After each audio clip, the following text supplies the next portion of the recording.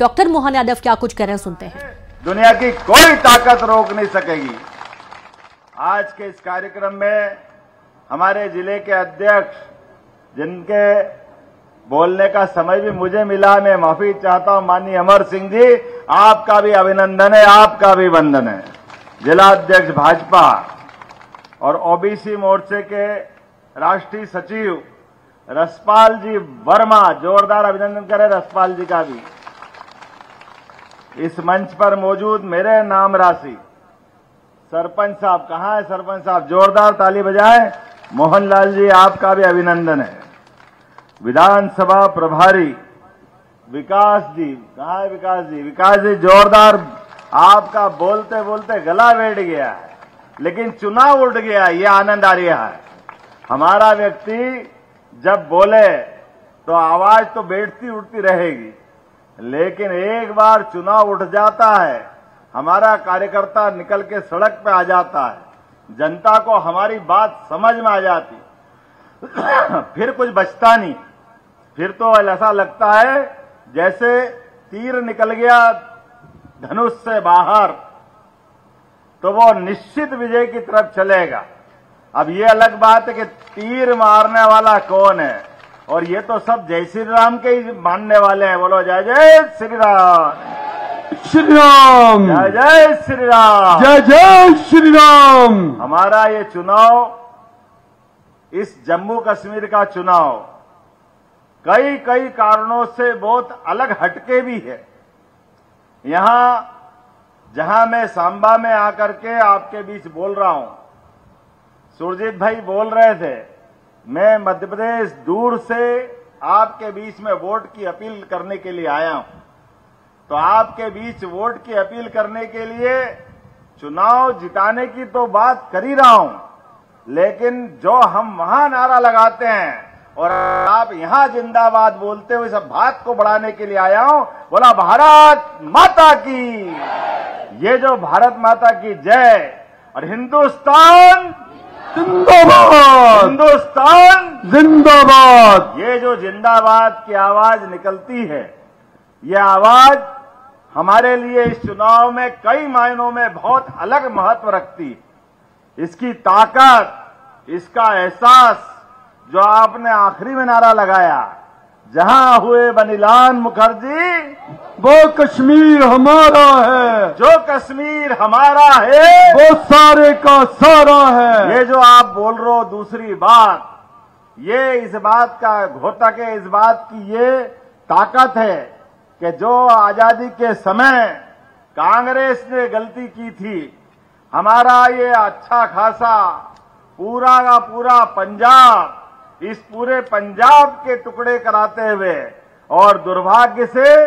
जम्मू कश्मीर जो पूरे देश का मुकुटमणि की तरह है, जिसका पूरा स्थान कश्मीर के बारे में बोलते ही एक अलग प्रकार का रोमांच आता है, अलग प्रकार का आनंद आता है।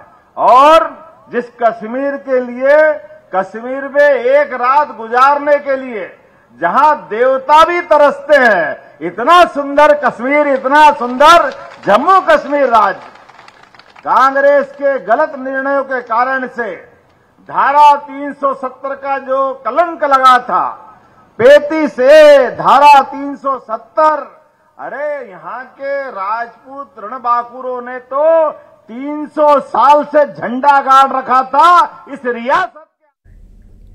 खबर रायपुर से, जहां नशे के सौदागरों पर कार्रवाई की गई है। 3 ड्रग तस्करों के कुर्क होगी संपत्ति, नशे का कारोबार कर जमा की गई संपत्ति। नए कानून के तहत संपत्ति कुर्क की कार्रवाई होगी। एनडीपीएस एक्ट के तहत कार्रवाई की तैयारी की जा रही है। बड़ी जानकारी आपको दे रहे हैं रायपुर से, जहां नशे के सौदागरों पर कार्रवाई की गई। छत्तीसगढ़ में आजीविका मिशन में भर्ती का रास्ता साफ हो गया है। सीएम विष्णुदेव साय ने छत्तीसगढ़ आजीविका मिशन में भर्ती को मंजूरी दे दी है, जिसके बाद भर्ती प्रक्रिया शुरू हो गई है।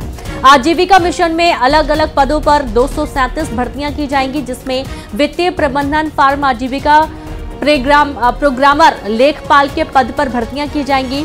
राज्य स्तर के कुल 9 और जिला स्तर के 228 पदों पर भर्तियां की जानी है। इन भर्तियों को प्रभावी तरीके से लागू किया जाएगा।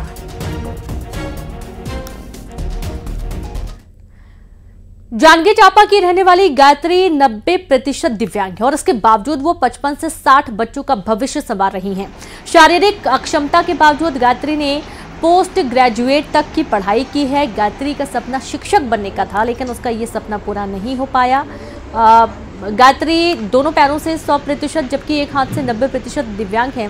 इसके बावजूद प्रशासन की उदासीनता की वजह से वो गायत्री को सरकार योजनाओं का लाभ नहीं मिल रहा है, लेकिन गायत्री ने हिम्मत नहीं हारी और बच्चों को ट्यूशन पढ़ाकर अपना सपना पूरा कर रही हैं। गायत्री छात्रों से बहुत कम फीस लेती हैं, जबकि गरीब बच्चों को मुफ्त में शिक्षा दे रही हैं। और रही बात शासन प्रशासन की, तो शासन प्रशासन के पास हम लोग बहुत गए, यहाँ तक कि कलेक्टर जन दर्शन भी स्वयं दीदी गई थी और आवेदन भी दे के आई, लेकिन शासन प्रशासन का कोई किसी प्रकार का कोई सहयोग नहीं मिला।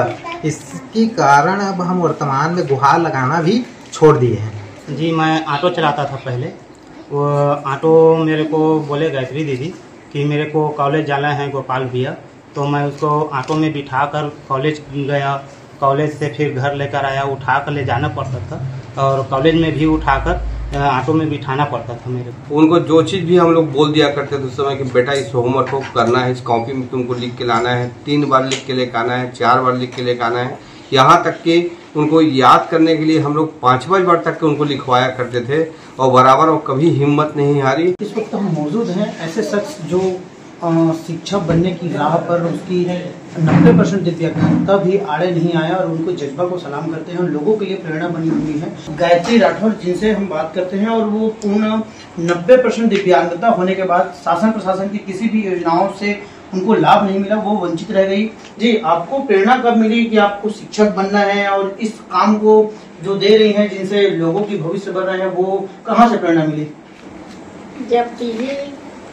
जब पीजी कंप्लीट हो गया ना, उसके बाद मैं धीरे धीरे सोची कि अब ट्यूशन कोचिंग क्लास करना चाहिए। कई लोग 5वीं क्लास थे फिर भी अनार का नहीं जान रहे थे, फिर उनको धीरे धीरे ट्रेनिंग की। कई बच्चे को 100% आ गया, 99% आ गया। फिर मेरे में लगन मतलब धीरे धीरे आने लगी कि मैं कर सकती हूँ, ये क्यों नहीं कर सकती। ऐसे करके धीरे धीरे मैं अपना ट्यूशन को बढ़ाती गई। कर्मठता है, आपका जो जज्बा है वो कहीं आड़ा नहीं आया, इसका क्या रिजल्ट रहा? कौन प्रेरणादायी बने और किनके मार्गदर्शन में ये सब काम करते रहे आप? मैं अपने सर रोशन केशवरानी सर हैं, वो हमेशा हमें सपोर्ट किए मेरे को। और मैं बचपन से विकलांग हुई तो फिर भी मैं पढ़ने को नहीं छोड़ी, पढ़ाई को नहीं छोड़ी, चाहे मेरे को कोई देखकर हंसते भी थे। तो जिस तरह गायत्री ने अपने संघर्ष के कारण पढ़ाई करने के बाद पीजी पूरा कर लिया और उसके बाद शिक्षक बनने के जो सपना वो घर में रह के पूरा कर रही है, ये इनकी जज्बा को सलाम है। कोंडागांव में मौसम का मिजाज एक बार फिर से बदला, जहां पर मूसलाधार बारिश हुई है और गरज चमक के साथ जोरदार बारिश हुई है और बारिश होने से पारे में गिरावट भी देखी जा रही है। लोगों को गर्मी से बहुत राहत मिली है।